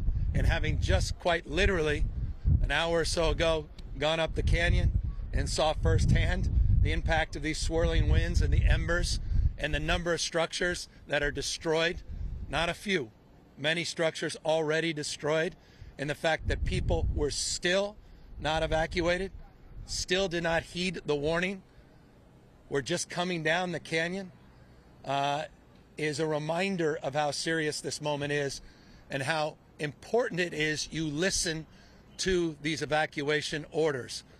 We've all been to memorials. I've never been to a memorial for a building, but for family members and loved ones. I know you cannot say this enough. It's foundational. One other thing I want to say, because you can't say it enough, is expression of gratitude. The President of the United States happens to be in town. It didn't take more than a text message to get the FMAG approved, which means we're getting reimbursed for the vast majority of these costs, no politics, no hand-wringing, no kissing of the feet. The President of the United States said, yes, what else do you need? Emergency proclamations being drafted as we speak. And I just want to thank the President, because that's something I don't take for granted, and something we should not take for granted at this moment in American history. So thank you, President Biden, as well. Final point. We encourage you. You heard all those websites. I don't want to burden you with any more except one. Fire.ca.gov. And why do I say that? Nothing like it in the countries, nothing like that we've seen in any jurisdiction around the world. 3D maps and live cams on fire.ca.gov would also show you the evacuation orders.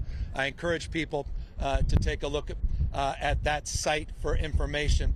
And of course, ready.ca.org to make sure that you're prepared as we work through yet another extraordinary month in this fire year, perpetual fire year here in the state of California. Thank you again to all of the folks behind me and the outstanding leadership of all the elected officials as well. And forgive me, one point I'd be remiss. Thank you to Mayor Bass, who was on the phone immediately this morning, making sure even in absentia that she's here organizing everything she can to make sure we're successful as well.